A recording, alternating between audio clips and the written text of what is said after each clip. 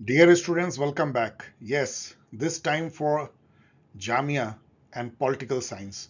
मुझे बहुत रिक्वेस्ट मिले हैं, जबकि मैंने लगभग सारे पेपर एक पेपर छोड़ के डिस्कस कर लिया था, लेकिन ऐसा होता है यूट्यूब में कि आप पुराने जो पेपर एनालिसिस है या पुराने वीडियो खोज ही नहीं पाते हैं, क्योंकि मैंने बहुत ढंग से तो प्लेलिस्ट दिया भी नहीं है। हो सकता है ये भी कमजोरी हो और यूट्यूब के एल्गोरिथम की भी।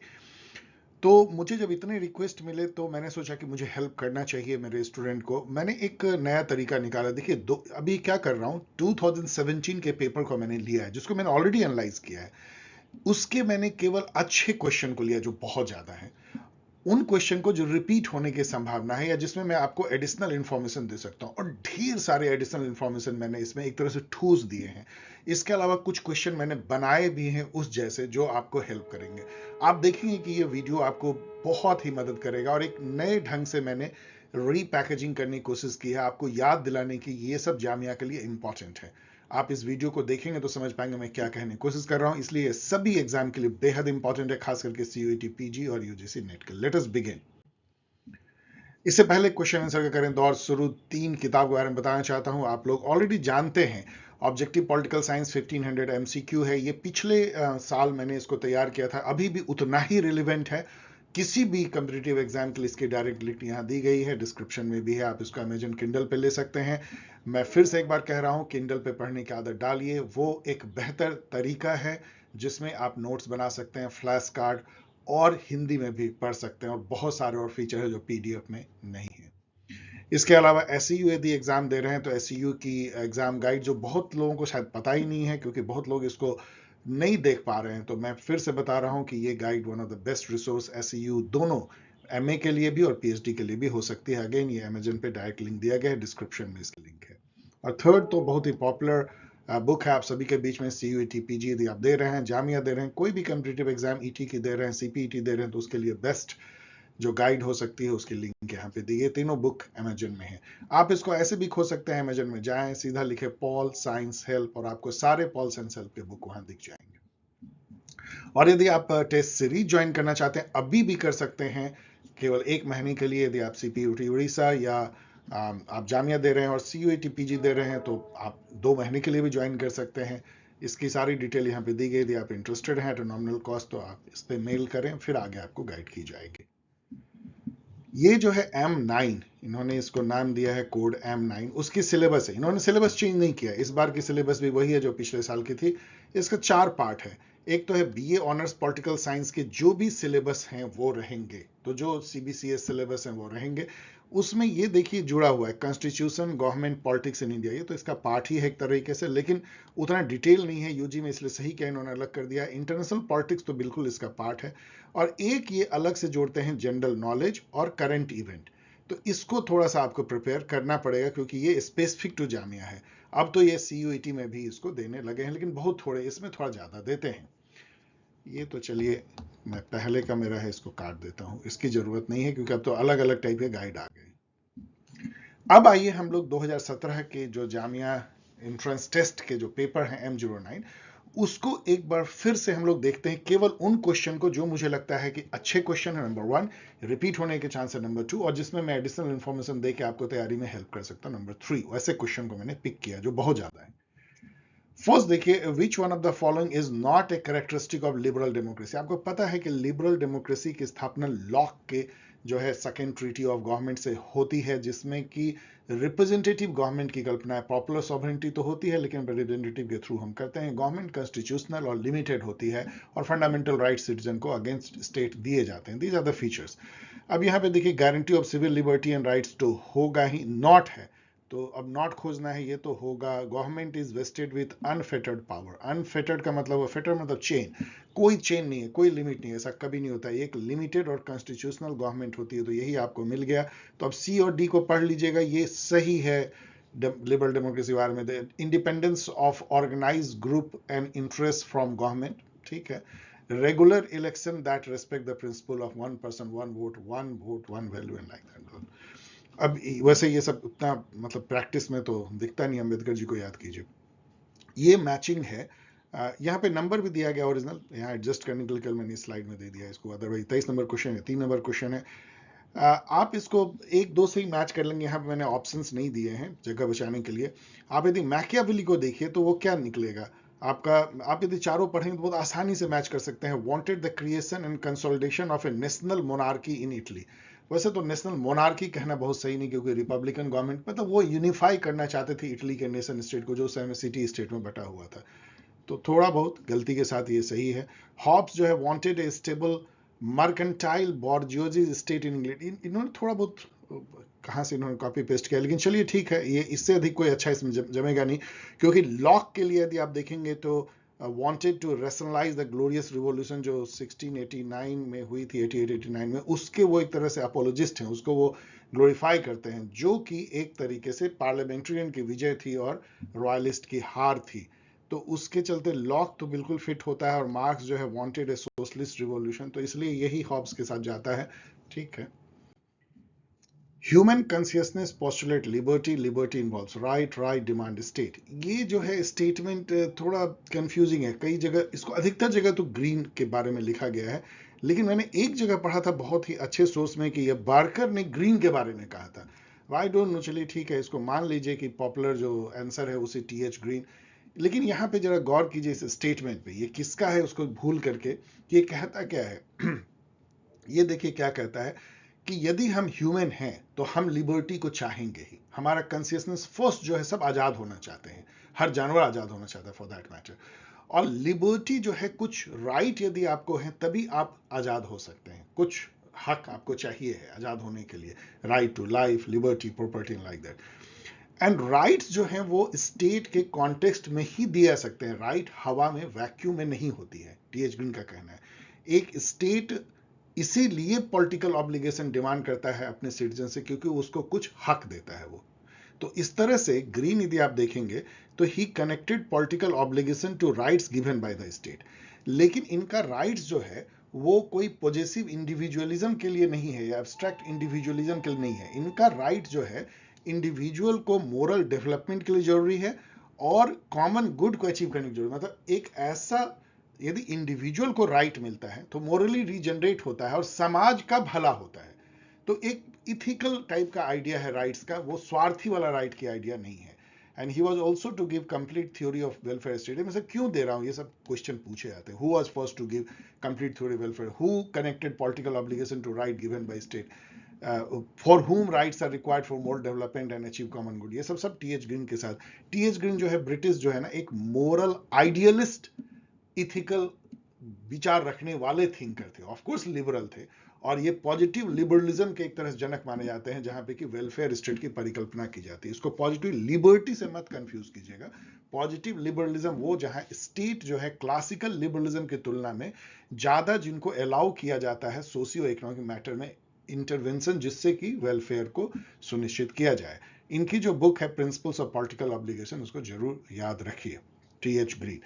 बर्कर एंड बोसानकोट दोनों जो है ग्रीन के स्टूडेंट हैं, तो उसी तरह के विचार रखते हैं। यहाँ पे लास्की आपको देखते हैं जो एक प्लूरिस्ट हैं, थोड़ा लेफ्ट ओरिएंटेड लेबर पार्टी के लीडर भी थे, जिनके की काफी क्वेश्चन इसमें आप देखेंगे। हेगल तो आपको पता है, एक जर्मन आइडियलिस्ट के सबसे बड़े जो थिंकर, जिन्होंने की फिलोसफी ऑफ पॉलिटिकल राइट्स लिखा है, और कई कई बुक्स, और उनके जो थॉट, खास करके जो डायलेक्टिकल आइडियलिज्म जो है, हिस्टोरिकल डायलेक्टिकल आइडियलिज्म, जिसको मार्क्स ने लेकर के अपनी जो हिस्टोरिकल डायलेक्टिकल मटेरियलिज्म में कन्वर्ट किया, और उनकी जो स्टेट की थ्योरी है, इथिकल लाइफ की थ्योरी है, ये सब आपको जानना चाहिए। क्लासिकल लिबरलिज्म जो है, यहाँ पे देखिए बहुत अच्छा क्वेश्चन, इसे आप क्लासिकल लिबरलिज्म जो लॉक की जो है उसको आप समझ सकते हैं। इसमें से देखिए, a state which is merely a watchman, ये बिल्कुल सही है। इंडिविजुअलिज्म भी सही है। वेलफेयरिज्म क्लासिकल में नहीं था, आपको उसी को जो है जब चेंज होता है तो पॉजिटिव लिबरलिज्म में बदल जाता है, या मॉडर्न लिबरलिज्म में। तो 3 को आप काट दीजिए, तो 3 जहां जहां है उसको हटाइए, 3 हट गया। अब इन दोनों में 1 2 कॉमन है, तो कल 4 को चलिए टेस्ट करते हैं। फ्री मार्केट तो होगा ही, इसीलिए फ्री मार्केट मतलब एक तरह का समझिए, प्राइवेट प्रॉपर्टी को यदि आप प्रेशर देते हैं तो क्लासिकल लिबरलिज्म जो है फ्री मार्केट को ही प्रमोट करेगा। तो 1 2 4।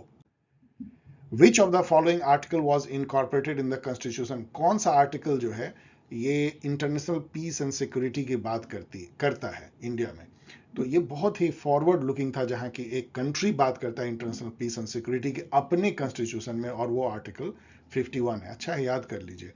आर्टिकल 51 मैंने यहाँ लिख दिया है, इसको पढ़ लीजिएगा। अब ये भी बहुत मजेदार क्वेश्चन है कि इसमें जो है ये जितने भी जो इवेंट हैं उसको चलिए क्रोनोलॉजिकली, बहुत इंपॉर्टेंट इवेंट है, इसलिए कोई बहुत गलत क्वेश्चन नहीं, अच्छा क्वेश्चन है।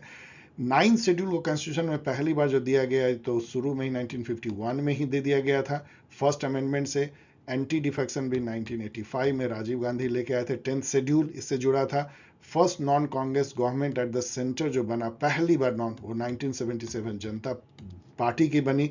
और पंजाब को जो भाषा के आधार पर बांटा गया, पंजाब हरियाणा, वो 1966 में हुई थी। तो अब आप इसको अरेंज कर लीजिएगा। इन इंडिया पब्लिक ऑर्डर जो है वो किस लिस्ट में है, स्टेट लिस्ट, कंकरेंट या यूनियन लिस्ट? तो ये पब्लिक ऑर्डर क्या है? Law and order, police. तो ये डेफिनेटली स्टेट लिस्ट में है। अब यहाँ पे ये सब एडिशनल इंफॉर्मेशन याद कर लीजिए कि यूनियन लिस्ट में 100 सब्जेक्ट हैं, पहले 97 थे। स्टेट लिस्ट में 61, पहले 66 थे। तो ये 5 कैसे हुआ, इसका यहाँ पे जिक्र किया गया है। और कंकरेंट लिस्ट में पहले 47 थे, बढ़ के 52। उसको देख के आपको लग रहा हो कि स्टेट की पावर को छीना जा रहा है, सेंटर के पावर को बढ़ाया जा रहा है। ये जो 5 सब्जेक्ट जो ट्रांसफर हुए थे स्टेट लिस्ट से कंकरेंट में, ये 42वां संशोधन से हुआ था, 42 सेकेंड अमेंडमेंट से, जिसमें education, forest, weight and measure, protection of wild animal और एडमिनिस्ट्रेशन ऑफ जस्टिस को हटा करके स्टेट लिस्ट से कंकरेंट लिस्ट में डाल दिया गया।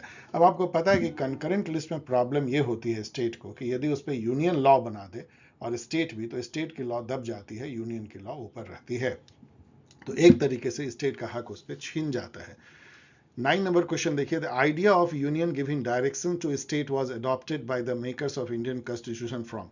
ये एक बड़ा ही अगेन मतलब एक एसिमेट्रिक जो फेडरलिज्म हमारा, इसमें कि सेंटर बहुत स्ट्रांग है, उसका एक फीचर है कि कई मामलों में जो यूनियन है वो स्टेट को डायरेक्शन दे सकती है कि तुम ऐसा करो, और यदि वो नहीं करती है तो वहां पे आर्टिकल 356 के तहत जो है और आर्टिकल 365 के तहत वहां पे एक तरह से स्टेट इमरजेंसी लगाई जा सकती है और अपने हाथ में सत्ता यूनियन ले सकती है स्टेट का। तो ये जो फीचर है एक तरह का, समझ लीजिए यूनियन को इतना स्ट्रांग करने का, वो गवर्नमेंट ऑफ इंडिया एक्ट 1935 से उठाया गया है। ये बहुत इंपॉर्टेंट इंफॉर्मेशन है कि कौन कौन से आर्टिकल इस बात का जिक्र करते हैं कि यूनियन डायरेक्शन दे सकती है स्टेट को। आर्टिकल 256 कहता है, 257 कहता है, और 339(2) जो कि ट्राइबल एरिया के एडमिनिस्ट्रेशन से रिलेटेड है, वो भी कहता है।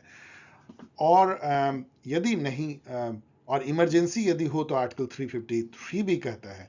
और यदि स्टेट ना कंप्लाई करे, जैसा मैंने बताया, तो आर्टिकल 365 के तहत वहां इमरजेंसी लगाई जा सकती है। इन सब आर्टिकल को थोड़ा देख लीजिएगा।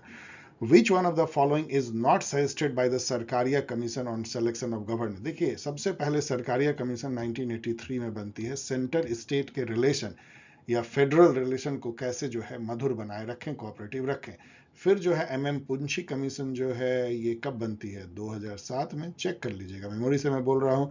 और फिर राजमुन्नार कमीशन तो एक डीएमके गवर्नमेंट तमिलनाडु की 1969 में बना देती है सबसे पहले इन सबसे देखा जाए तो।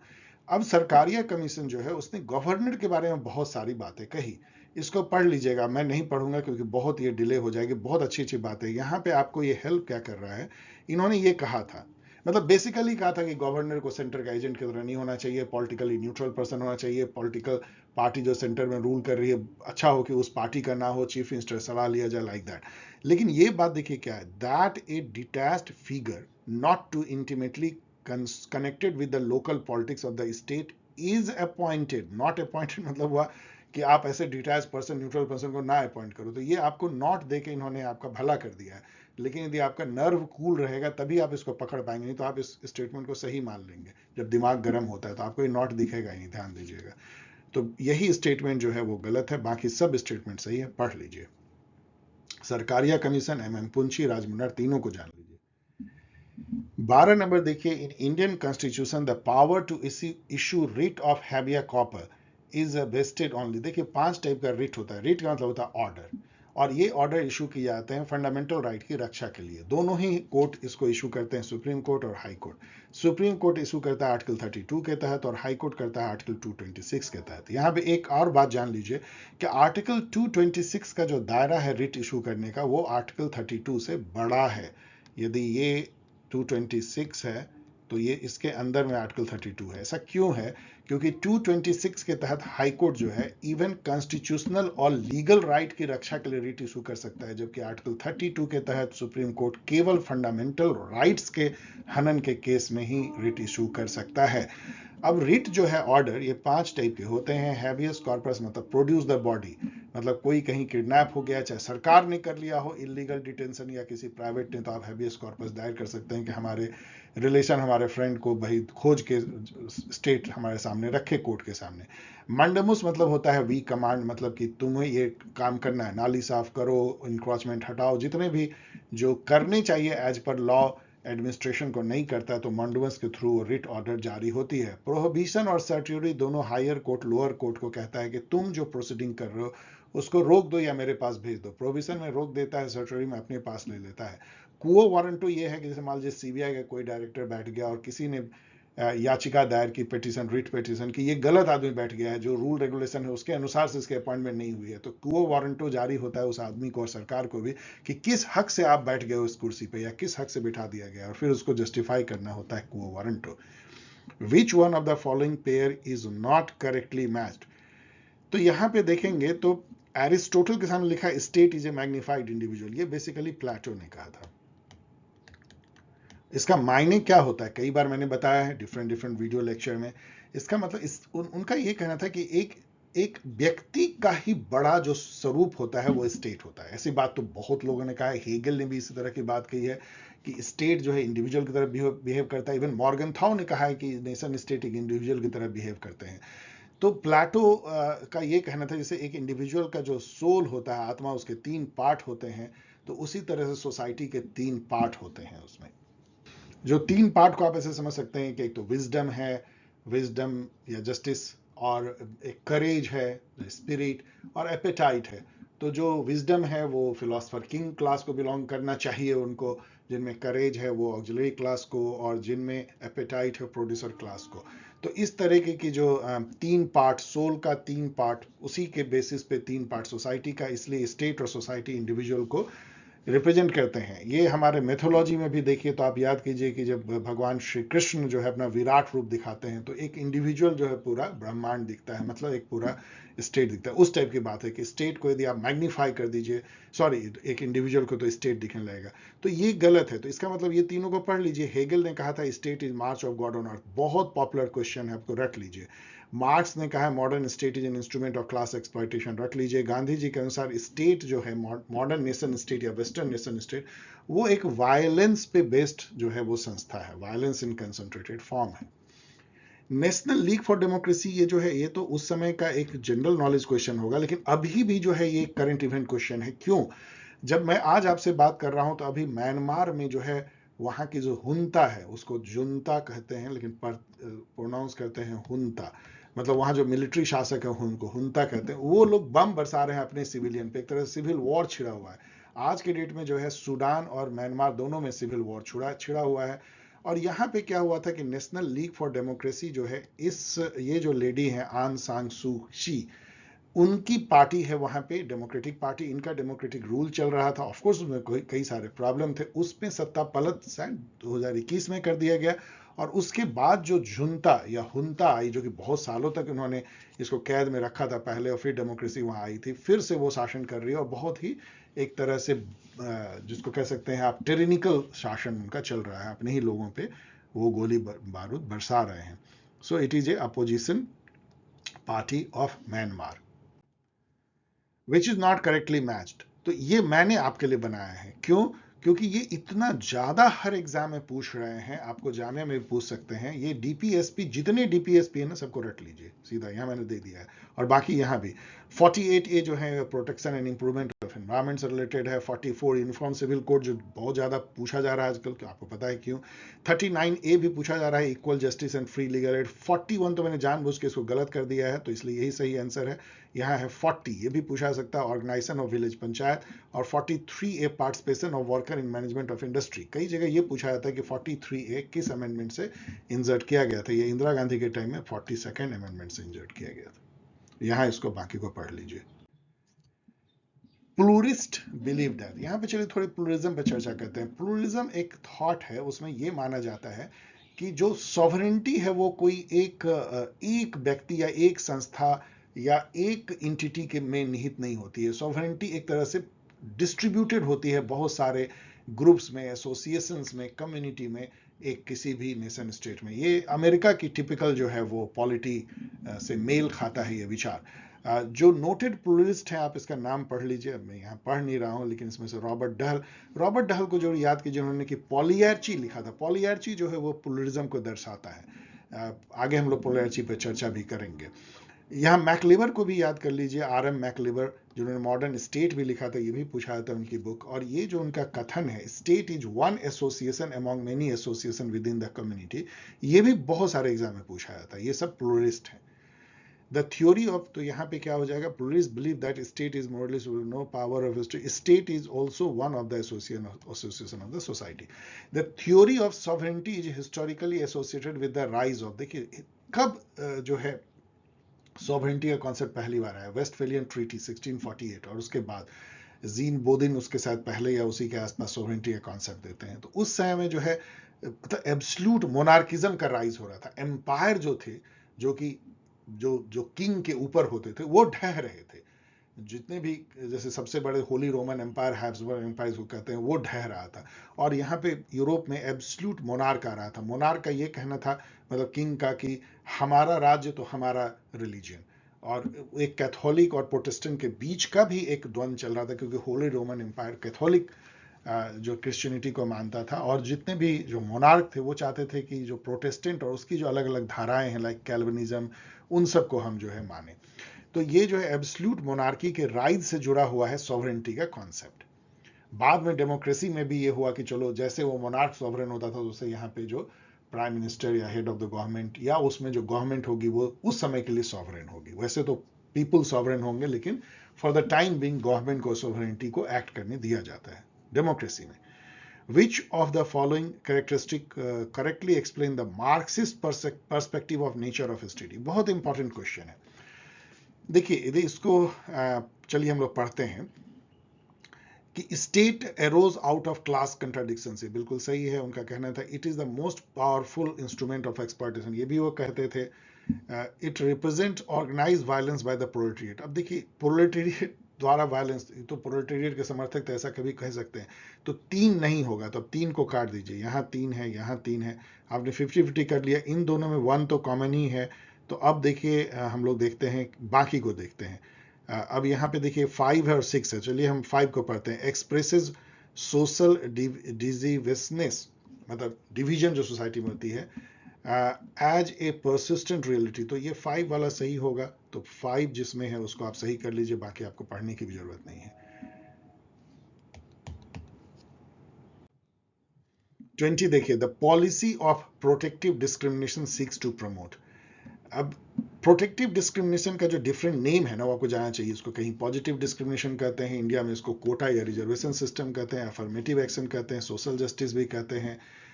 ये सब का मतलब क्या होता है कि जो समाज में थोड़े पिछड़े रह गए हैं, मार्जिनलाइज रह गए हैं हिस्टोरिकल टाइम में, उनको कुछ स्पेशल जो है हम फैसिलिटी दे के आगे लाते हैं, इसमें रिजर्वेशन टाइप की, या उसको स्कॉलरशिप एक्स्ट्रा दे रहे हैं, कुछ पैसे दे रहे हैं, कुछ थोड़ा सा पुश कर रहे हैं उन्हें। जो प्रोपोर्शनल इक्वलिटी का जो एरिस्टोटल कॉन्सेप्ट है उसको याद कीजिए। So the policy of protective discrimination क्या करेगा, वो सबस्टेंटिव इक्वलिटी को बढ़ाता है। ये फॉर्मल इक्वलिटी की बात नहीं करता है कि सभी इक्वल हैं, चाहे पैर में जूते हो ना हो, सभी 100 मीटर दौड़ में साथ दौड़ेंगे, नहीं। ये सबस्टेंटिव इक्वलिटी है। मतलब यदि किसी का पैर टूटा हुआ है तो वो जिसके पैर सही है उनके साथ उनको नहीं दौड़ाया जाएगा, अलग दौड़ाया जाएगा, सबस्टेंटिव इक्वलिटी। 21 नंबर देखिए, which one of the following statement in regard to presidential form of government is not correct? Very good question. आप अमेरिका को याद कीजिए प्रेसिडेंशियल फॉर्म, और यूके को टिपिकल पार्लियामेंट्री फॉर्म। तो member of the cabinet are not representative of the people since they do not have definite programme of their own to implement.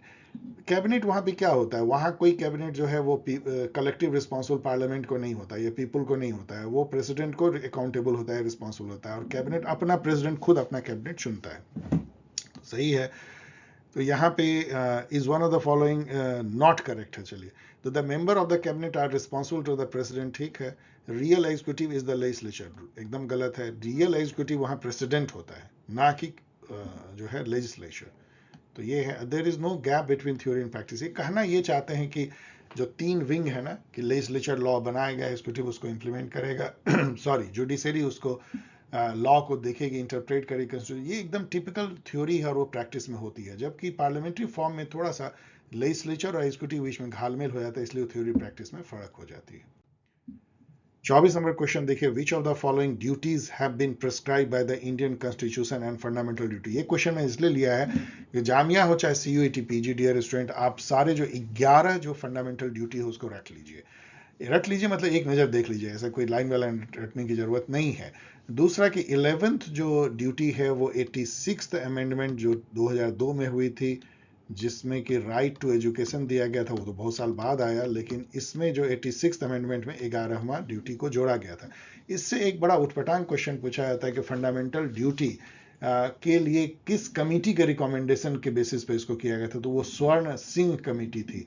स्वर्ण सिंह कांग्रेस के leader थे। ये भी पूछा जाता है कि ये किस कॉन्स्टिट्यूशन, किस कंट्री कॉन्स्टिट्यूशन से ये इन्फ्लुएंस्ड है, तो ये रसिया के कॉन्स्टिट्यूशन से इन्फ्लुएंस्ड है। एक और क्वेश्चन है कि क्या फंडामेंटल ड्यूटी कोर्ट में इन्फोर्सेबल है, तो कोर्ट में इन्फोर्सेबल नहीं है। अब आप देखेंगे तो इनकम टैक्स पे करना फंडामेंटल ड्यूटी नहीं है, क्योंकि आपको इंडिया में पता है कि जो किसान होते हैं और बहुत सारे और लोग जो हैं एग्जम्प्ट हैं इनकम टैक्स पे करने से, तो ऐसे में ये फंडामेंटल ड्यूटी तो हो नहीं सकता है।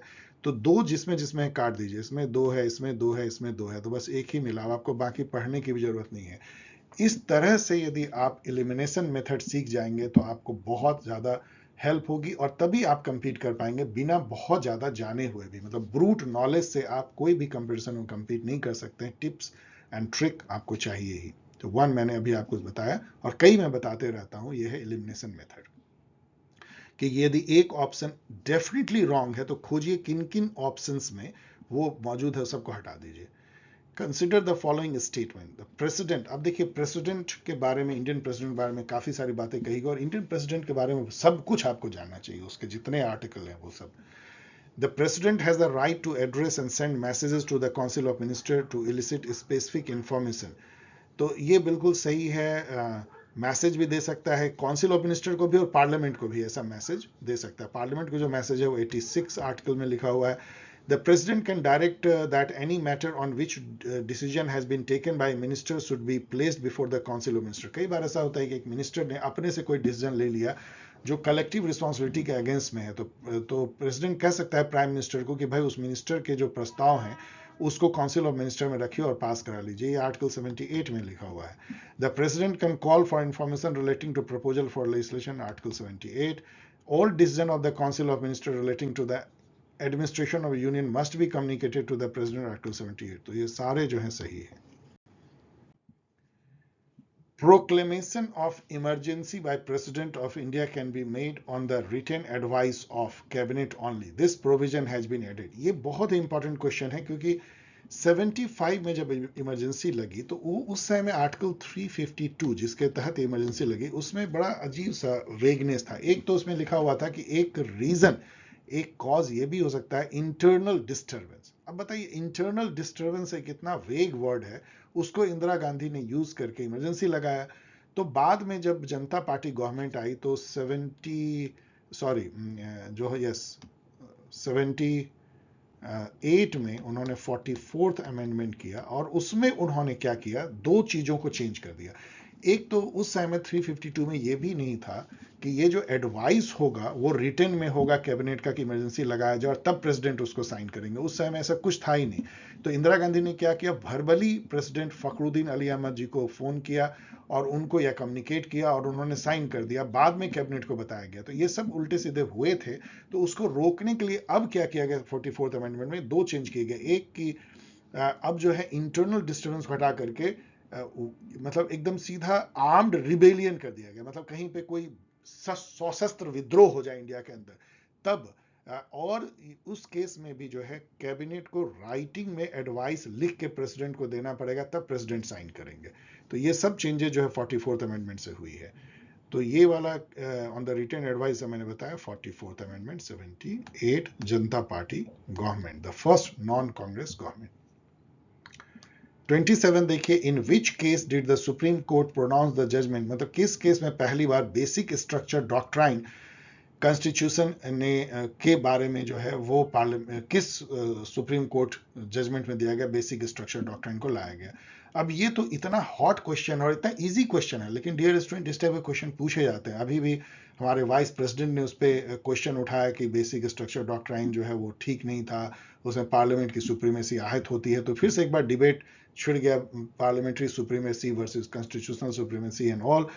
तो इसको एक बार फिर से देख लीजिएगा। केशवानंदा भारती जो केस है उसमें पहली बार बेसिक स्ट्रक्चर डॉक्ट्राइन की को पोस्टुलेट किया गया, इस डॉक्ट्राइन को पोस्टुलेट किया गया। इसका मतलब ये होता है कि पार्लियामेंट कॉन्स्टिट्यूशन के हर पार्ट को अमेंड कर सकती है, कोई लिमिटेशन नहीं है, लेकिन वो बेसिक स्ट्रक्चर या बेसिक फीचर जो कॉन्स्टिट्यूशन का है, जो कोर्ट ही डिसाइड करेगी क्या है, उसको चेंज नहीं कर सकते। कुछ बेसिक फीचर जो कोर्ट ने समय समय से कहा है उससे ये निकल के आता है, लाइक फेडरलिज्म है, सेकुलरिज्म है, और पार्लियामेंट्री फॉर्म ऑफ गवर्नमेंट है, इंडिपेंडेंस ऑफ जुडिशरी है, इन सबको आप चेंज नहीं कर सकते हो। अब यहाँ पे जो ये 3 और केस है, जरा इसको देखिए। शंकरी प्रसाद केस में कोर्ट ने ये कह दिया, सुप्रीम कोर्ट ने, कि किसी भी पार्ट को बिना किसी लिमिटेशन के आर्टिकल 368 के तहत पार्लियामेंट अमेंड कर सकती है।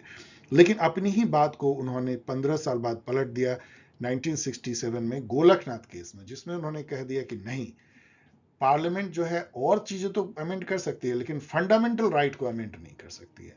केशवानंदा भारती केस में उन्होंने कहा कि नहीं, जस्ट लाइक शंकरी प्रसाद, कर तो सकती है हर पार्ट को, फंडामेंटल राइट को भी, लेकिन बेसिक स्ट्रक्चर को चेंज नहीं कर सकती है। अब मिनर्वा मिल केस में उन्होंने बेसिक स्ट्रक्चर डॉक्ट्राइन को और थोड़ा क्लियर कर दिया और एकदम बिल्कुल साफ कर दिया कि बेसिक स्ट्रक्चर डॉक्ट्राइन तो रहेगा ही रहेगा। विच देखिए, अब केशवानंदा भारती केस एक ऐसा महान केस है जिसमें कि 13 जज की जो है वो बेंच बैठी थी, बहुत सबसे बड़ा आप समझ लीजिए, और उसमें 7-6 से फैसला हुआ था, मतलब 7 लोगों ने इसके पक्ष में और 6 ने विरोध में दिया था। आप समझ सकते हैं कितना टफ रहा होगा सुप्रीम कोर्ट के लिए केशवानंदा भारती। लेकिन वो एक लैंडमार्क है, इंडियन जुडिशरी किस तरह से सामने आती है और एग्जीक्यूटिव के एक्सेसेस को रोकने की कोशिश करती है। Which one of the following is not a characteristic of theocratic state? Theocratic state क्या होता है? जैसे कि ईरान है अभी, जो जिसमें कि धर्म के अनुसार से राज चलता है। तो religious authority should prevail over political authority. Yes, government posts are filled up on the basis of one's position in the religious hierarchy. लोगों को भर्ती किया जाता है।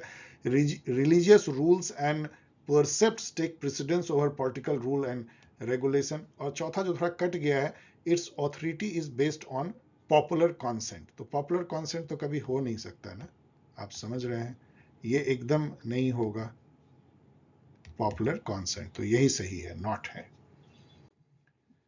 Who among the following was not considered to be forerunner of backward class movement? ये बहुत बार इन्होंने खुद ही रिपीट किया। डियर स्टूडेंट, यहाँ पे बहुत सारे क्वेश्चन ऐसे हैं जो रिपीट करने लायक है और जामिया रिपीट करता रहता है, उसके इर्द गिर्द घूमता है। इसलिए मैं सब में काफ़ी ऑप्शंस के बारे में आपको बता रहा हूँ, एडिशनल इन्फॉर्मेशन बता रहा हूँ, एक तरह की तैयारी इस वीडियो लेक्चर के थ्रू मैं आपको कराने की कोशिश कर रहा हूँ।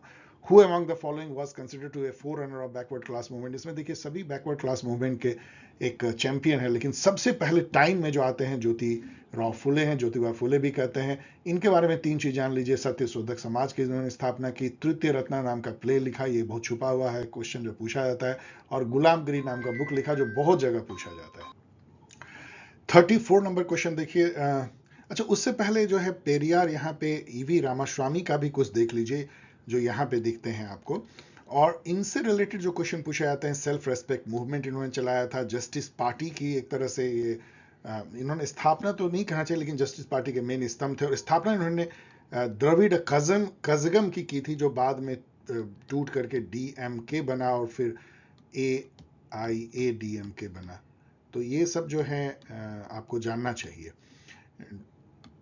ये सारे जो अब यहाँ पे आप देखेंगे तो राम मनोहर लोहिया से रिलेटेड चीजें जानी चाहिए, अंबेडकर से रिलेटेड। तो यही तरीका मैं आपको बताना चाहता हूँ कि आप एक क्वेश्चन को ऐसे मत आगे बढ़ जाइए कि इसका आंसर है ज्योतिराव फुले। इसमें जो बाकी ऑप्शंस हैं उसके बारे में जितनी जानकारी आप प्राप्त कर सके, मैंने 2 के बारे में आपको दिया है, इस तरीके से आप तैयारी करेंगे तो आप बहुत आगे बढ़ जाएंगे, मल्टीपल चॉइस क्वेश्चन में क्रैक कर लेंगे। 34 देखिए, the most outstanding contemporary advocate of libertarianism. Libertarianism एक तरह से क्लासिकल लिबरलिज्म को फिर से जो है वो नए रूप में नियो लिबरल कहते हैं, जिसमें कि इंडिविजुअलिज्म एकदम एक्सट्रीम हो जाती है, जो प्राइवेट प्रॉपर्टी एकदम सैक्रोसैंक्ट हो जाता है, गवर्नमेंट एकदम मिनिमलिस्ट या नाइट वॉचमैन हो जाती है, और इवन टैक्सेशन लगाना भी जो है एक तरह का लोग विरोध करते हैं, लिबर्टेरियन काफ़ी ज़्यादा एनार्किज्म की तरफ चली जाती है। तो इसके जो सबसे बड़े प्रोपोनेंट मॉडर्न काल में रॉबर्ट नॉजिक रहे हैं, यहाँ पे Friedrich Hayek and Milton Friedman, ये तीन को जरूर याद कर लीजिए लिबर्टेरियन। रॉल आपको पता है कौन है, मॉडर्न लिबरलिज्म के एक तरह से प्रणेता, उन्होंने सोशल कॉन्ट्रैक्ट थ्योरी को एक नए रूप में दिया। हैबरमास जो हैं, जोर्गन हैबरमास, ये तो कम्युनिकेटिव एक्शन थ्योरी के लिए जाने जाते हैं और फ्रैंकफर्ट स्कूल से भी जुड़े हुए हैं। रोनाल्ड डॉर्किन जो है कई चीज़ों के लिए एग्जाम में पूछे आते हैं, लक इगैलिटेरियन हैं, इन्होंने जो है राइट्स एज ट्रायम्फ का भी जो है, ट्रायम्फ मतलब राइट एज ट्रायम्फ का भी जो है इन्होंने एक तरह से स्लोगन दिया है। इक्वालिटी ऑफ रिसोर्सेज जो इनकी थ्योरी ऑफ जस्टिस है वो भी आपको जानना चाहिए। The ideal of internationalism involve, देखिए ये क्वेश्चन थोड़ा सा कंफ्यूजिंग है। मैंने पिछली बार ये कहा था कि इंटरनेशनलिज्म क्या है, मतलब कि आप जो है जैसे कनाडा आपने कहता है कि हम इंटरनेशनलिज्म को मानते हैं, मतलब आप विश्व बंधुत्व की भावना, मतलब केवल अपने एकदम नैरो नेशनलिज्म पे नहीं पड़े रहते हो कि मेरा नेशन मेरा नेशन मेरा नेशन, इस पे नहीं पड़े, तो आप थोड़ा वर्ल्ड के बारे में सोचते हो, जैसे वसुधैव कुटुंबकम टाइप की जो बात है। तो इसमें पार्शियल अबंडनमेंट जो है नेशनलिज्म का तो निहित है, लेकिन अच्छा आंसर मेरे हिसाब से है adequate recognition of cultural distinctiveness of nation. मतलब आप अपने नेशन को ही ग्रेट कल्चर ग्रेट सिविलाइजेशन मत मानो, सबको बराबर मानोगे तो आप इंटरनेशनलिज्म करने लगोगे, आप इक्वल सबको मानोगे, कोऑपरेट करोगे इंटरनेशनल लेवल पे, लाइक दिस। तो मैं इसको बदल रहा हूं, मुझे लगता है ये आंसर सही होना चाहिए। Marxian view treats international politics as an extension of class war in global perspective. ये तो लड्डू टाइप का क्वेश्चन है। Who among the following justified the absolute power of sovereign on the basis of original and irrevocable agreement of the people to surrender their mutual rights to its authority? ये जो है social contract जो Hobbs का है, उसी को इन्होंने एक अलग अंग्रेजी में लिखा है, तो हॉब्स है। यहाँ पे रूसो के सोशल कॉन्ट्रैक्ट को याद कर लीजिए। ऑस्टिन ने जो है फर्स्ट टाइम जो है लीगल थ्योरी ऑफ सॉवरेनिटी दिया था, आप उनका एक फेमस कथन याद कीजिए, law is the command of sovereign backed by sanctions. और लास्की जो है ये तो एक फेमस प्लूरलिस्ट थिंकर हैं और एमपी भी रहे थे लेबर पार्टी के। The idea of world system theory blah blah, इन्होंने बहुत सारा दिया है इसमें, किसने वर्ल्ड सिस्टम थ्योरी दिया, और यहाँ पे इन्होंने जो है एक गलत नाम भी दे दिया, जॉर्ज वॉलनस्टीन नहीं है, ये इमैनुअल वॉलनस्टीन है, लेकिन फिर भी चलिए ये सही है। यहाँ पे बाकी को भी जान लीजिए, आंडर गुंडर फ्रैंक जो है ये भी डिपेंडेंसी थ्योरी के बहुत बड़े थिंकर रहे हैं, जिन्होंने कि लैटिन अमेरिका में काम किया था। इनका जो एक स्लोगन था या टर्म जो उन्होंने दिया था, फ्रेज कह लीजिए, डेवलपमेंट ऑफ अंडर डेवलपमेंट, ये बहुत फेमस हुआ था। सैमुअल हंटिंगटन अपने क्लास ऑफ सिविलाइजेशन के लिए माने जाते हैं और डेवलपमेंट और मॉडर्नाइजेशन थ्योरी के लिए भी जाने जाते हैं। कोर्डोसो जो है ब्राजील के प्रेसिडेंट भी रहे थे, वो भी एक डिपेंडेंसी थिंकर हैं। 39 देखिए, which one does not contribute to the formation of international government. ये कॉमन सेंसिकल क्वेश्चन है। Expansion of international trade, establishment of international organisation, inter state rivalry होगी तो क्या कभी इंटरनेशनल गवर्नमेंट बनेगा? इंटरनेशनल गवर्नमेंट मतलब क्या, एक यूटोपिक की कोई वर्ल्ड गवर्नमेंट बने यूनाइटेड नेशन जैसा, लेकिन वो उसके पास तो पावर है नहीं। तो ये आपको मिल गया, बाकी मीन्स ऑफ कम्युनिकेशन तो ठीक है, general statement. Marxism believe that the real is rational and rational is real, ये हेगल का कथन है। अब इसको मैं एक्सप्लेन नहीं कर रहा हूँ, वीडियो बहुत ऐसे ही लंबा होते जा रहा है, आप इसको नेट पे पढ़ सकते हैं। Social relation are rooted in the material condition, ये बिल्कुल मार्क्स का यही थॉट है, बाकी पढ़ लीजिए, ये सब जो है हेगल के थॉट है। Which country was appointed the first chairman of the decolonization committee of the US? United nation, ये इंडिया बना था, तो यहाँ पे एक कमेटी बनी थी C24, उसका इंडिया चेयरपर्सन था, बस जान लीजिए, शायद कभी पूछे। The theory of social contract primarily seeks, ये क्वेश्चन जो है इसलिए मैंने चुना है कि इस पे इतने विवाद हुए हैं, क्योंकि इसका एक जगह शायद डीयू ने गलत आंसर दे दिया था, to explain the basis of political obligation, जो कि करेक्ट नहीं है। इसका सही आंसर है to explore the historical origin of state. बिल्कुल कोई कंफ्यूजन मत कीजिए, इसको रख लीजिए। Which one of the following political thinkers was the first exponent of the liberal theory of state? Of course, John Locke. T.H. Green, first thinker जिसने कि welfare state की परिकल्पना की। Rousseau social contract, popular sovereignty के जाने जाते हैं। और हॉब्स जो है एब्सल्यूटिस्ट सॉवरेंटी के लिए। Which one of the following officials are appointed by the president on the advice of prime minister? कौन से इसमें से ऑफिसर जो हैं वो प्रेसिडेंट द्वारा अपॉइंट किए जाते हैं लेकिन प्राइम मिनिस्टर के एडवाइस, प्राइम मिनिस्टर एडवाइस कहें तो नहीं है, advice of the council of minister headed by prime minister कहना चाहिए। और सभी इसमें से chief justice of India, chairman of finance commission, governor of state, जज, इनफैक्ट जितने भी डिग्नेटरीज हैं, मतलब ऑफिशियल पोजीशन है, वो सब जो है प्रेसिडेंट के द्वारा अपॉइंट होते हैं, लेकिन काउंसिल ऑफ मिनिस्टर के एडवाइस पे, जिसको हेड करता है प्राइम मिनिस्टर। तो एक तरीके से वो प्राइम मिनिस्टर के द्वारा अपॉइंटेड है सही मायने में। यहां पे आप दो चीजें जानिए, एक एसीसी होती है इंडिया में, अपॉइंटमेंट कमिटी ऑफ कैबिनेट, तो वो उसको हेड करते हैं प्राइम मिनिस्टर और होम मिनिस्टर, दो ही लोग होते हैं, और वो लोग डिसाइड करते हैं कि किसको क्या पोजीशन देना है ऑफिशियल, और वो प्रेसिडेंट के पास भेज देते हैं कैबिनेट से अप्रूव करा करके, और फिर जो है वो प्राइम मिनिस्टर जो है प्रेसिडेंट उसको अपॉइंट करते हैं। फाइनेंस कमीशन के बारे में एक बार जान लीजिए, दो बातें कि एक कि 280 आर्टिकल में ये वर्णित है, बहुत जगह पूछा गया है। इसके अलावा कहीं जगह पूछ दिया जाता है कि इसमें कितने मेंबर होते हैं, तो चेयरमैन के अलावा 4 और मेंबर होते हैं, ये कई जगह पूछा गया है। The idea of social contract has been recently revived, and recently मतलब कि 20th सेंचुरी में रिवाइव किया गया जॉन रॉल के द्वारा, जिन्होंने अपनी थ्योरी ऑफ जस्टिस जो है उन्होंने सोशल कॉन्ट्रैक्ट के ही ट्रेडिशन में लिखा था। इनके इसके अलावा इनकी जो बुक पॉलिटिकल लिबरलिज्म 1993 और लॉ ऑफ द पीपल, जिसमें उन्होंने ग्लोबल जस्टिस का कॉन्सेप्ट दिया था, जरूर याद कर लीजिए, इसके डेट को भी देख लीजिए। हाना आर्डेंट यहाँ दिखती है, इनके बुक पे बहुत सारे जो हैं CUET पीजी से लेकर हर जगह पूछा जाता है। इनकी ह्यूमन कंडीशन को भूल नहीं सकते, 1958 में, उससे भी पहले लिखी गई थी the origin of totalitarianism, between past and future छुपा हुआ एक बुक है, और ऑन वायलेंस भी उन्होंने लिखा है। और भी बुक है, लेकिन इतना याद कर लेंगे तो आपको बहुत हेल्प होगा। रॉबर्ट नॉजी के यहाँ दिख रहे हैं लिबर्टेरियन, और ऑक्सफोर्ड दिख रहे हैं कंजर्वेटिव, इनके भी बुक को थोड़ा बहुत देख लीजिएगा। Rawls principle of distributive justice is based on the notion of, तो ये एक बहुत ही फेमस क्वेश्चन है, डिफरेंस प्रिंसिपल पे उनका डिस्ट्रीब्यूटिव जस्टिस बेस्ड है, जस्टिस एज फेयरनेस। यहां मैं आपको एक एडिशनल इंफॉर्मेशन दे रहा हूं कि रॉल के जो प्रिंसिपल ऑफ जस्टिस हैं वो 3 है। पहला है लिबर्टी प्रिंसिपल, दूसरा है fair equality of opportunity principle, और तीसरा है डिफरेंस प्रिंसिपल। इसकी प्रायोरिटी इस टाइप से है कि सबको जो है इक्वल लिबर्टी मिलनी चाहिए, ये लिबर्टी प्रिंसिपल है।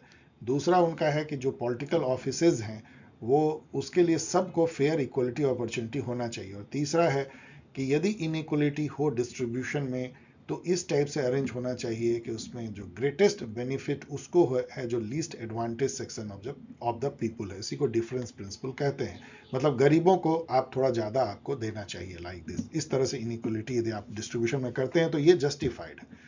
Which one of the following is regarded as a civil right? अब यहाँ पे सिविल, पॉलिटिकल, कल्चरल राइट की तरफ चलिए इधर देखते हैं। सिविल राइट वो है जो आपको जिंदा रहने के लिए डिग्निटी के साथ जरूरी होता है, like freedom of speech and expression, like life, liberty, property, like that. इसमें से ये सब जो है इकोनॉमिक राइट है, right to public employment, right to, ये जो है ये पॉलिटिकल राइट है, और ये जो इकोनॉमिक राइट है ये भी इकोनॉमिक राइट है। Who among the following has expressed the view that if justice is taken away, the state becomes a band of robbers? ये एक बहुत ही फेमस कोट है जो सेंट अगस्टाइन, जिनको कि अगस्टाइन ऑफ हिप्पो भी कहते हैं, उनको एट्रीब्यूटेड है, मतलब उनके द्वारा कहा गया है। यहाँ पे अगस्टाइन की जो बुक है the city of God and on the Trinity, इसको जरूर याद कर लीजिए, पूछा जाता है खास करके सिटी ऑफ गॉड।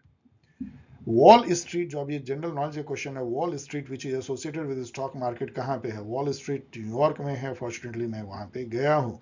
तो वॉल स्ट्रीट जो है, जैसे अपने यहाँ दलाल स्ट्रीट उसी के बेसिस पे लिखा गया है, तो वहां पे उसकी जो स्टॉक एक्सचेंज है, न्यूयॉर्क स्टॉक एक्सचेंज, वो इलाका है साउथ न्यूयॉर्क में, ये बेसिकली है।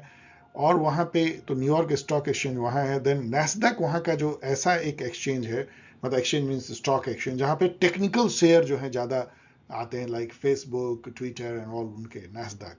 फिर यूरोनेक्स्ट जो है ये पैन यूरोपियन एक्सचेंज है, मतलब एक्सचेंज मतलब कि स्टॉक एक्सचेंज लोकेटेड है इन शहरों में। दलाल स्ट्रीट मुंबई में, सबको जान लीजिए, एडिशनल इंफॉर्मेशन। ये एक बहुत फेमस क्वेश्चन होता है, अब पता नहीं अभी भी जामिया पूछते हैं, आजकल तो नहीं पूछना चाहिए, लेकिन 1 रुपी करेंसी नोट पे किसके साइन होता है? ये इसलिए पूछा जाता है कि जितने भी करेंसी नोट 1 रुपीज के ऊपर होते हैं, 10, 20, 50, 100, उसके ऊपर जो है गवर्नर ऑफ आरबीआई का साइन होता है, ये लिखते हुए कि मैं धारक को 10 रुपये देने का वचन देता हूँ।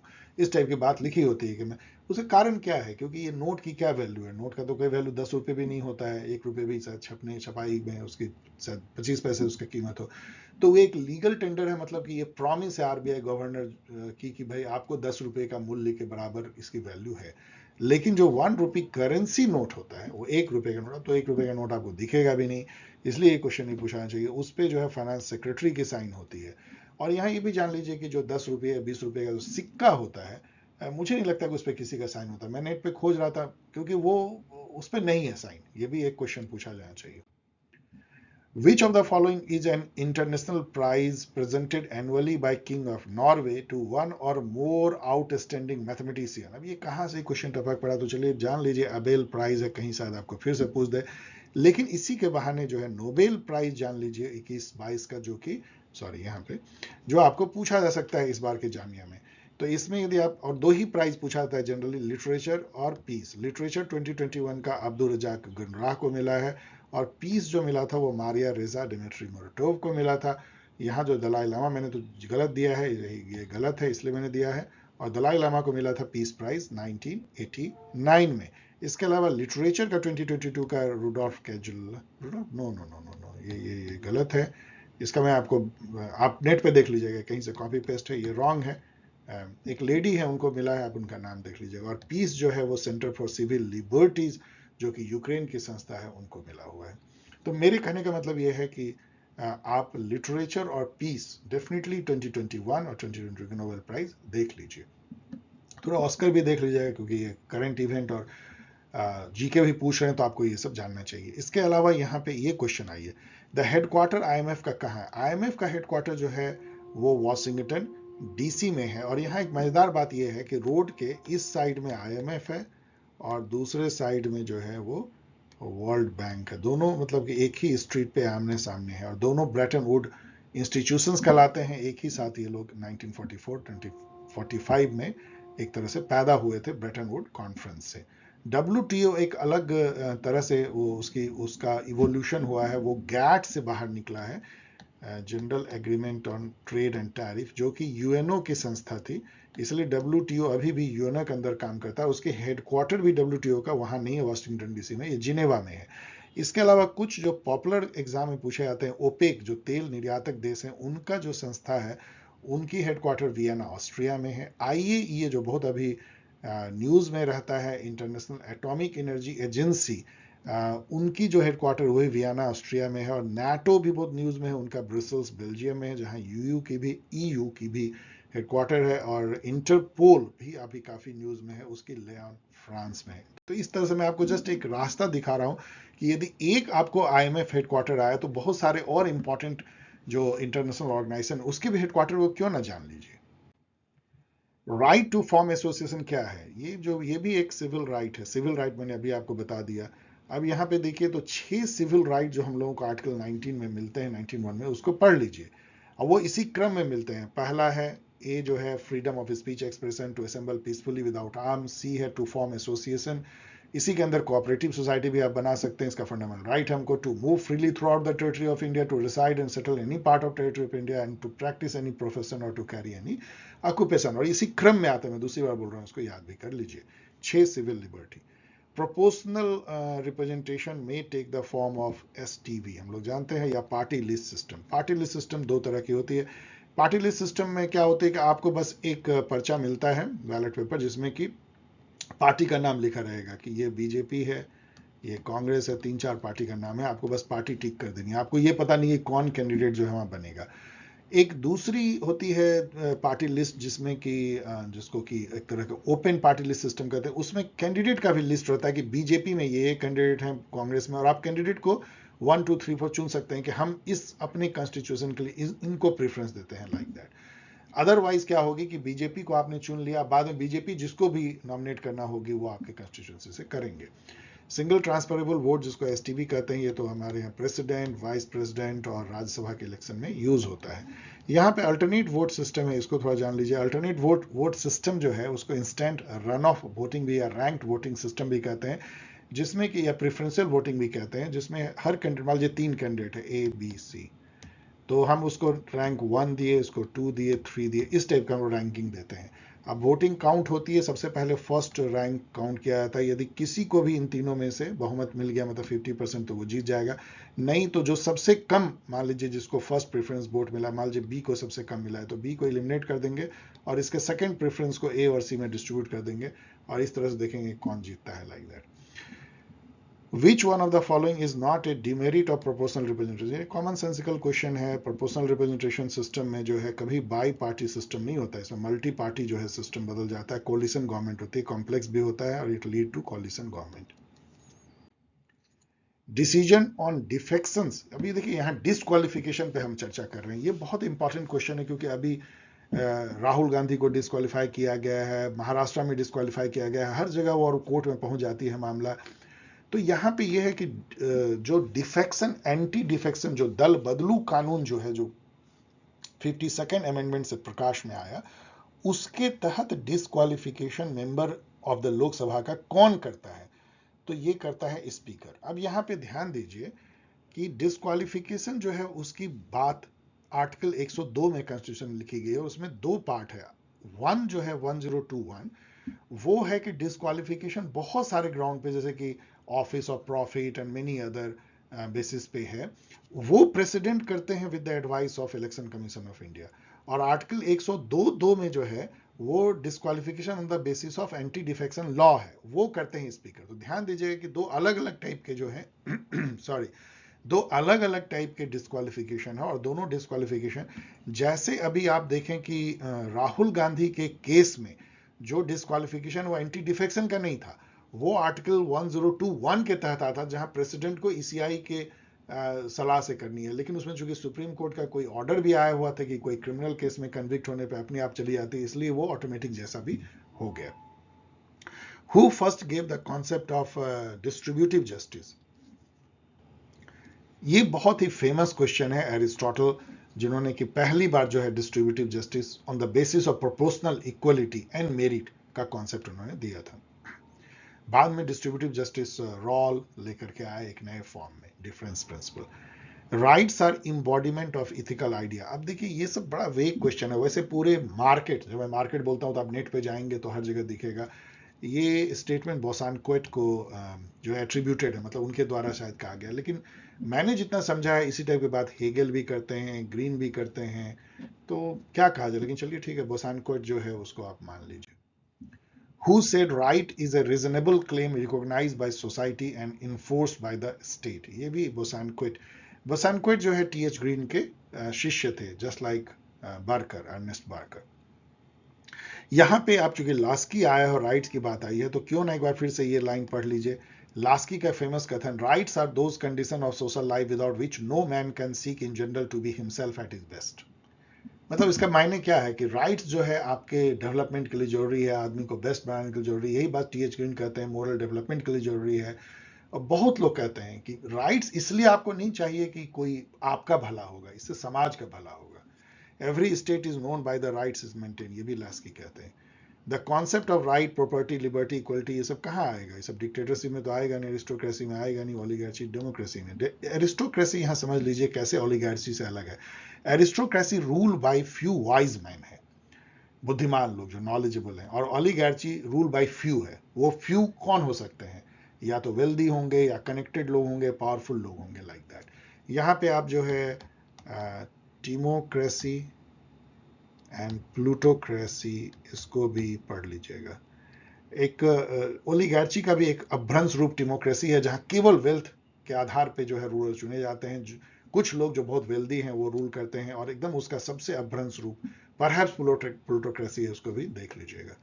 Who said the God who gave us life? अब यहाँ पे एक टेक्नोक्रेसी भी तब जान लीजिए, technocracy, rule by expert, technocrats. Who said the God who gave us life gave us liberty at the same time?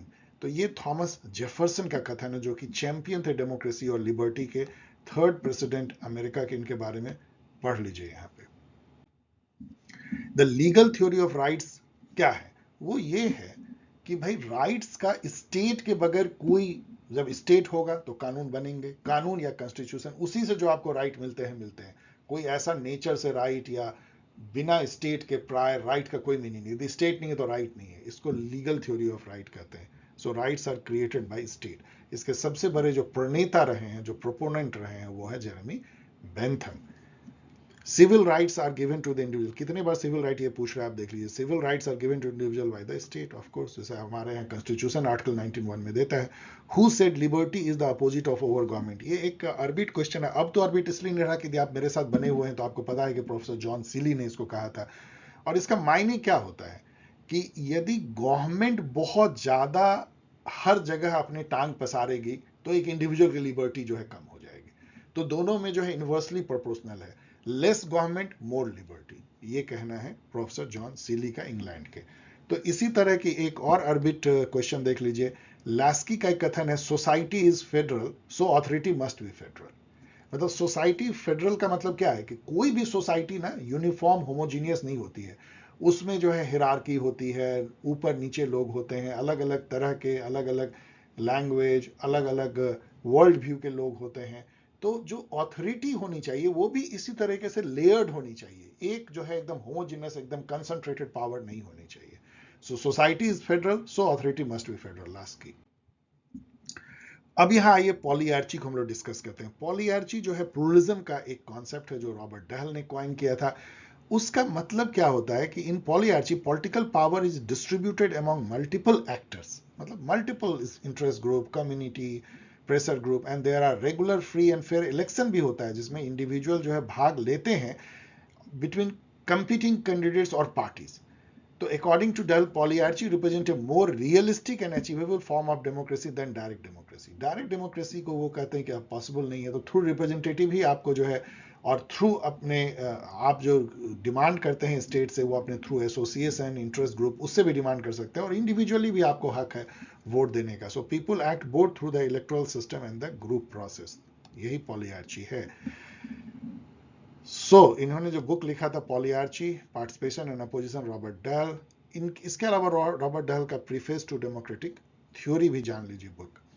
Which of the following are NCD? NCD मतलब non communicable disease. ऐसा इनको short form नहीं देना चाहिए। Non communicable disease में से देखेंगे तो तीनों ही है। ये सब एक दूसरे से फैलते नहीं है, कोरोना टाइप का नहीं है। Which is bacterial disease? मैं यहाँ पे क्वेश्चन बना रहा हूँ इसी से मिलता जुलता हुआ। तो इसमें हेपेटाइटिस बी वायरल है, टाइफाइड वायरल है, और HIV एड्स वायरल है। टीबी जो है बैक्टीरियल है। तो ऐसे क्वेश्चन, थोड़ा सा इस तरह का जीके क्वेश्चन ये पूछ सकते हैं। Which of the following is are true regarding the appointment of the Prime Minister? Article 75 provides procedure for selection and appointment of PM. बिल्कुल सही, Article 75 यही है ही कि Prime Minister will be appointed by President and on whose advice Council of Ministers will be appointed by President. A person not belonging to any House of Parliament can become the PM. देखिए, PM बनने के लिए, minister बनने के लिए, दोनों एक ही बात है। कोई भी आपको हाउस का मेंबर उस समय होने की जरूरत नहीं है, लेकिन क्या 6 महीने के अंदर जब आपको प्राइम मिनिस्टर बन जाए तो आपको राज्यसभा या लोकसभा किसी का मेंबर बन जाना है। That's all. इसलिए दोनों ही जो है ये सही है, ट्रू है। Which article deal with the relationship between president and PM? ये आर्टिकल है आर्टिकल 78, जिसमें कि ये कहा गया है कि प्राइम मिनिस्टर की ड्यूटी है कि वो सभी इंफॉर्मेशन जो है प्रेसिडेंट को दे कि क्या लेजिस्लेटिव एजेंडा है, काउंसिल ऑफ मिनिस्टर ने क्या क्या डिसीजन लिए हैं या लेने वाले हैं, और किसी मिनिस्टर ने यदि कोई डिसीजन ले लिया है अलग से तो वो भी राष्ट्रपति को बताया तो राष्ट्रपति सलाह दें कि उसको काउंसिल ऑफ मिनिस्टर में विचार कीजिए तो कर सकते हैं, लाइक दैट। तो आर्टिकल 78। यहाँ आर्टिकल 74 भी पढ़ लीजिए, क्योंकि देखिए आर्टिकल 74, 75 एंड 78, ये 3 आर्टिकल आप जरूर पढ़ लीजिए, तो आपको प्राइम मिनिस्टर और प्राइम मिनिस्टर प्रेसिडेंट के बीच का जो रिलेशन है और जो काउंसिल ऑफ मिनिस्टर और प्रेसिडेंट के बीच का रिलेशन सब क्लियर हो जाएगा। 74 में क्या लिखा हुआ है? Council of minister to aid and advice president. There shall be a council of minister with, देखिए यहाँ शैल वर्ड को ध्यान दीजिए। शैल यदि कॉन्स्टिट्यूशन लिखा होता है इसका मतलब डेफिनिट होना है। विल और मे जो है, विल उससे थोड़ा लेस डिटर्मिनिस्टिक है और मे एकदम कम। तो there shall be a council minister, council minister होना ही है, with the prime minister at the head to aid and advise the president who shall, एकदम उसके हाथ पांव बंधे हुए हैं, मतलब president shall in the exercise of his functions act in accordance with such advice, मतलब उसको काउंसिल ऑफ मिनिस्टर के एडवाइस पे ही चलना है, कोई उसके पास और दूसरा रास्ता नहीं है। Provided that the president may require the council of ministers to reconsider such advice either generally or otherwise, and the president shall act in accordance with the advice tendered after such reconsideration। एक बार केवल president को यह हक है कि वो कहे कि भाई आपकी एडवाइस एक बार पुनर्विचार कर लो, वो एक पर्टिकुलर पार्ट पे या इन जनरल, लेकिन दूसरी बार भी यदि council of minister headed by prime minister ने उसको वही एडवाइस दिया या चेंज करके दिया तो उसको करना ही करना है प्रेसिडेंट को, कोई उपाय नहीं है। यहां यह भी जान लीजिए कि इस तरह की बाध्यता कि एकदम बांध दिया गया प्रेसिडेंट को, ये 42nd अमेंडमेंट से किया गया था, उसके पहले थोड़ी इसमें थी प्रेसिडेंट को, इसके लैंग्वेज इस टाइप का इतना बंधा हुआ नहीं था। Which of the following is are true regarding constitutional position of president of India? फिर से देखिए प्रेसिडेंट पे कितनी फोकस, और सही फोकस है इनका। The president has no situational discretion, ये जो लीगल वर्ड है सिचुएशनल डिस्क्रिशन, मतलब सिचुएशन यदि डिमांड करे तो आपके पास में डिस्क्रिशन है कि अपने मन से आप डिसाइड कर सकते हो, काउंसिल ऑफ मिनिस्टर की सलाह नहीं चाहिए। The president has no situational discretion when it comes to dissolution of Lok Sabha if the council of minister has lost his majority। ये wrong statement है। आर्टिकल 85 कहता है the president may from time to time prorogue the house or either house, dissolve the house of the people। तो यहाँ कुछ नहीं लिखा गया है कि किसके सलाह से करेगा, और यदि काउंसिल ऑफ मिनिस्टर यदि खुद ही मेजोरिटी लूज कर गया है तो उसके सलाह से क्यों डिसॉल्व करेगा हाउस को, तो यहाँ उसको सिचुएशनल डिस्क्रिप्शन, इसलिए 1 गलत है, तो 1 को हटा दो, 1 को हटा दो, केवल बचा 3 2 3, तो अब 2 को पढ़ते हैं क्योंकि दोनों में 3 कॉमन है। President can ask the council of minister to reconsider the advice only once, अभी हम लोगों ने देखा कि ये सही है, इसका मतलब 2 और 3 सही है। Whose oaths include the statement I will bear true faith and allegiance to the Constitution of India। अब यहाँ पे ध्यान दीजिए कि ये इतना जनरल ओथ है कि ये सभी वाइस प्रेसिडेंट, यूनियन मिनिस्टर, जजेज, एमपी, एमएलए सब यही लेते हैं, लेकिन केवल प्रेसिडेंट और गवर्नर ये 2 अलग लेते हैं, वो है preserve, protect and defend the constitution. और भी चीजें होती है लेकिन मेन बात ये है, तो इसलिए ये हो जाएगा, केवल 3 को छोड़ दीजिए, 1 2 4। अब यहाँ पे ये भी जान लीजिए कि 3rd शेड्यूल में फॉर्म्स हैं ओथ और अफर्मेशन का, union state minister, MP, MLA, candidate for election, जजेज, supreme court, high court, CAG, etc सबका, लेकिन ये 3 डिग्निटरी के लिए, मतलब प्रेसिडेंट, वाइस प्रेसिडेंट और गवर्नर के लिए 3rd शेड्यूल में ना होके अलग आर्टिकल ही है, 60 है प्रेसिडेंट के लिए, 69 वाइस प्रेसिडेंट और 159 गवर्नर के लिए। तो इतनी बातें ओथ के बारे में जान जाएंगे तो ओथ इससे अधिक कुछ पूछेगा नहीं। Which of the following is are true regarding the cabinet and council of minister? तो यहाँ पे देखिए काउंसिल ऑफ मिनिस्टर जो है वो एक बड़ा ऑर्गेनाइजेशन है, एक इंटिटी है जिसमें सभी काउंसिल ऑफ मिनिस्टर इसमें शामिल होते हैं। कैबिनेट उसका एक पार्ट है जिसमें केवल कैबिनेट रैंक के मिनिस्टर जो हैं वो शामिल होते हैं। तो पहले ये क्वेश्चन पे आइए, 3 तरह के मिनिस्टर इंडिया में होते हैं। सबसे सीनियर कैबिनेट मिनिस्टर होते हैं, फिर मिनिस्टर ऑफ स्टेट होते हैं जो उनके अंडर काम करते हैं, और डिप्टी मिनिस्टर। तो ये तो तीनों सही है।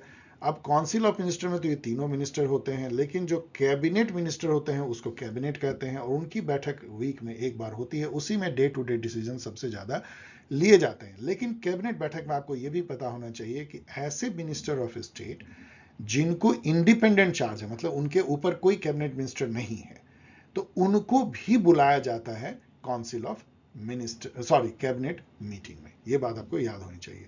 तो ये तो गलत हो गया कि cabinet function are determined by COM. No, cabinet एकदम अलग ही काम करता है, सीओएम से कोई वो सलाह या डिटर्मिनेशन नहीं लेता है। तो 2 और 3 बिल्कुल सही है। Cabinet meets more frequently than COM, COM include all 3 category of minister. तो 2 और 3 इसमें सही है। Which are the modes of losing Indian citizenship? तो इंडियन सिटीजनशिप आप रिनंसिएशन कर सकते हैं, छोड़ सकते हैं, आपका टर्मिनेट हो सकता है, आपको हटाया भी जा सकता है। तो तीनों तरीके से है। पार्ट 2 5 to 11 जो आर्टिकल है वो सिटीजनशिप से रिलेटेड है। इससे जुड़ा हुआ है कि यदि किस मोड से आप सिटीजनशिप एक्वायर कर सकते हैं, या तो आपके माता पिता इंडियन सिटीजन रहे हो तो डिसेंट से रजिस्ट्रेशन करके भी आप रजिस्टर करा सकते हैं, या बहुत दिन यदि आप इंडिया में रह गए हैं तो आप नेचुरलाइजेशन प्रोसेस एक पर्टिकुलर थ्रेशोल्ड से अधिक दिन रह जाते हैं।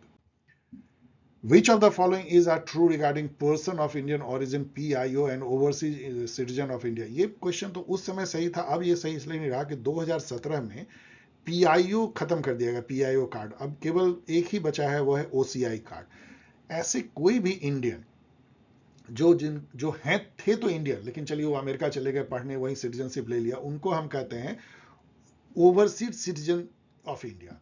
वो एक OCI कार्ड देती है गवर्नमेंट ऑफ इंडिया, ये कहते हुए कि आप तो हमारे ही हो, लेकिन कहीं भी आप, चूंकि हम डुअल सिटीजनशिप नहीं देती इंडिया, इसलिए आपको हम इंडियन सिटीजनशिप तो नहीं दे सकते, लेकिन आपको हम एक OCI कार्ड दे देते हैं। वो एकदम जादू की छड़ी है, लगभग सिटीजन जैसा है। आप क्या क्या कर सकते हो OCI कार्ड, यदि आप ओवरसीज सिटीजनशिप इंडिया मिल गया, आप जो है जितने बार चाहो इंडिया जो है लाइफ लॉन्ग आ सकते हो, जा सकते हो, कोई वीसा उसा नहीं चाहिए। दूसरा, आप यहाँ पे काम भी कर सकते हो, यहाँ पढ़ाई भी कर सकते हो। और तीसरा, यहाँ पे आप प्रॉपर्टी भी खरीद सकते हो, बेच खरीद सकते हो, लेकिन केवल क्या नहीं कर सकते हो, आपको कुछ राइट नहीं मिलेंगे, जैसे राइट टू वोट नहीं मिलेगा, आप यहाँ पे प्राइम मिनिस्टर, प्रेसिडेंट, ये सब नहीं बन सकते हो।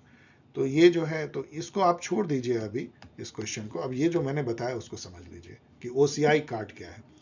When can parliament make laws on state list subject? ये बहुत इंपॉर्टेंट क्वेश्चन है। ये आर्टिकल है 249, जिसमें लिखा हुआ है कि इन सम केसेस, जो केस यहाँ पे हैं, जो पार्लियामेंट है, जो यूनियन पार्लियामेंट, वो स्टेट सब्जेक्ट पे भी जो है लॉ बना सकती है, यदि स्टेट उसके लिए खुद रिक्वेस्ट करें, या कोई इंटरनेशनल एग्रीमेंट को इंप्लीमेंट करने के लिए, या नेशनल इमरजेंसी के दौरान। तो इसलिए ऑल ऑफ द अबव सही है। अब ये जो लास्ट स्लाइड है, ये मैं आपको कुछ क्यों दे रहा हूं कि देखिए करंट अफेयर ही लिखते हैं, तो मेरे अनुसार से ये सब अच्छे क्वेश्चन है करंट अफेयर के। अब ये कोई एग्जॉस्टिव तो हो नहीं सकता है, लेकिन आपको थोड़ा मैं हिंट दे रहा हूं, इसी तरीके से आप मेरे वीकली करंट अफेयर में से निकाल निकाल के पढ़ लीजिए। Which is match correctly. अभी देखिए जस्ट कल जो है सिविल सर्विसेज डे मनाया गया है, तो सिविल सर्विसेज डे 21 अप्रैल को होता है। इंटरनेशनल योगा डे जून 22 को नहीं होता है, ये मैंने गलत कर दिया है जानबूझ के, तो ये रॉन्ग है। ये होता है जून 21 को, बस एक बार और चेक कर लीजिएगा। गुड गवर्नेंस डे 25 दिसंबर को होती है, अब तो गुड गवर्नेंस वीक होने लगा है, 1925 दिसंबर। वर्ल्ड वाटर डे जो है 22 मार्च को मनाई जाती है। वर्ल्ड अर्थ डे 22 अप्रैल को, मतलब आज जब मैं आपसे बात कर रहा हूं तो वर्ल्ड अर्थ डे है। और वर्ल्ड इन्वायरमेंट डे जो है 5 जून को मनाई जाती है। इस तरह के डेज को एक बार याद कर लीजिए। वाइब्रेंट विलेज स्कीम या प्रोग्राम क्या है गवर्नमेंट ऑफ इंडिया का, तो यहाँ मैंने दिया है इंडिया पाक बॉर्डर से रिलेटेड है, कि इंडिया चाइना बॉर्डर से, village in aspirational district, India Bangladesh border. ये बेसिकली क्या है कि इंडिया चाइना बॉर्डर पे जितने गांव है ना, उसमें तेजी से विकास को लाया जाए, जिससे कि बॉर्डर एरिया में थोड़ी जो है इंडिया के प्रति एक अच्छी भावना बने, और वहाँ के लोग जो है वो कंफर्टेबल फील करें, लॉयल भी हों। तो इसके लिए जो है vibrant village programme government of India ने शुरू किया है, यह आपको जानना चाहिए। इससे क्या रिलेटेड, इससे क्या क्यों मिलता है, कि जितनी अभी हाल में स्कीम लागू हुए हैं उसको थोड़ा देख लीजिए। जैसे पीएम गति शक्ति पोर्टल अभी लॉन्च हुआ है, पीएम गति शक्ति प्रोग्राम भी लॉन्च हुआ है। पीएम गति शक्ति इंडिया में इंफ्रास्ट्रक्चर को तेजी से बनाने के लिए है, और एक पोर्टल इसमें बना है पीएम गति शक्ति की। जैसे मान लीजिए कि कोई रेलवे की नई लाइन बन रही है, तो उसका पल पल जो है इंफॉर्मेशन पीएम गति शक्ति में रहता है। तो एक ही पोर्टल में आपको सब दिखेगा कि ये इंफ्रास्ट्रक्चर में हो क्या रहा है, और उसमें पूरी कोऑर्डिनेशन भी होती है कि इसे यहाँ कोई क्लियरेंस चाहिए, वहाँ कुछ चाहिए। तो ये जो है digital monitoring of vital infrastructure projects है। वैसे मैंने जस्ट बनाने के लिए 5G roll out, faster train, faster road traffic लिख दिया था। मिशन कर्मयोगी क्या है, ये पूछा जा सकता है, क्योंकि बहुत अभी न्यूज में है। तो ये यदि मैंने ऐसे ही क्वेश्चन बनाया, पढ़ लीजिएगा रोक करके। ये basically capacity building for Indian bureaucracy है, उनको कैसे ट्रेन किया जाए, कैसे उनका जो डोमेन एबिलिटी है या फंक्शनल एबिलिटी है उसको बढ़ाया जाए, कैपेसिटी बिल्डिंग। अब यहाँ पे देखिए इस तरह क्वेश्चन पूछे जा सकते हैं कि अभी जो डिग्निटरी है, like chief of defence staff, जैसे मैंने यहाँ गलत कर दिया बिपिन रावत जिनकी की अनफॉर्चुनेट डेथ हो गई थी, तो ये तो रॉन्ग है। ये सही है, सीडीएस जो है जनरल अनिल चौहान जो है न्यू सीडीएस है। आर्मी चीफ मनोज पांडे हैं। National security adviser Ajit Doval हैं। और रॉ चीफ जो है सुमंत कुमार गोयल, उनका एक्सटेंशन दिया गया, वो छुपे हुए आपको पता नहीं होगा। इसी तरह कैग मिस्टर जीसी मुर्मू जान लीजिए, जो ईसीआई हैं राजीव कुमार। तो इस तरह के जो डिग्निटरी हैं, फाइनेंस कमीशन के चीफ जो थे वो एनके सिंह। तो आपको ये सब जानना चाहिए, जितने भी कॉन्स्टिट्यूशनल अथॉरिटी हैं उनका नेम आपको पता होना चाहिए। Okay dear student, I think कि आपको ये वीडियो बहुत पसंद आएगा। ऑफ कोर्स ये लंबा है, लेकिन आपको पता है कि इसमें क्या वैल्यू है। तो आप इससे बहुत लाभान्वित होंगे। और मैंने एक आपको जस्ट क्यू दिया है, ऑफकोर्स मैं थक गया हूँ इतना लंबा वीडियो ये करके, लेकिन मैंने आपको एक रास्ता दिखाया कि इस तरीके से जब आप पास्ट ईयर पेपर को एनालाइज करते हो तो, और आप, मैं कोशिश करूंगा कि बिफोर योर जामिया जो मुझे बताया गया कि 3 मई को है, मैं और भी कुछ पेपर को इसी तरीके से लूं और उसमें ढेर सारे एडिशनल इंफॉर्मेशन और कुछ गाइडेंस के थ्रू मैं आपको मदद करने की कोशिश करूं। और लास्ट में देखेंगे तो कुछ लास्ट मिनट टिप्स भी यदि जरूरत पड़ी तो मैं लेके आऊंगा। और फिर से एक बार आपको मैं जस्ट सूचना दे रहा हूं, यदि आप टेस्ट सीरीज और काउंसलिंग ज्वाइन करना चाहते हैं जो बहुत सक्सेसफुली चल रहा है एट नॉमिनल कॉस्ट, तो आप अभी भी CUET के लिए मोर देन 1.5 मंथ है, आपको ज्वाइन करना चाहिए। उससे बहुत फर्क पड़ जाएगा, क्योंकि लेट ज्वाइन करने से कोई नुकसान एज सच नहीं है, क्योंकि आपको सारे प्रीवियस टेस्ट पेपर लाइव मिल जाते हैं और लाइव रिकॉर्डेड जो है वो काउंसलिंग सेशन भी मिल जाते हैं। CUET PG गाइड यहाँ पे आप ले सकते हैं अमेजन से, और 1500 MCQ यहाँ से। चलिए मिलते हैं फिर एक बार, मे भी 3-4 दिनों के बाद, एक दूसरे पेपर को लेके इसी तरीके से ढेर सारी एडिशनल इंफॉर्मेशन एंड गाइडेंस के साथ। तब तक के लिए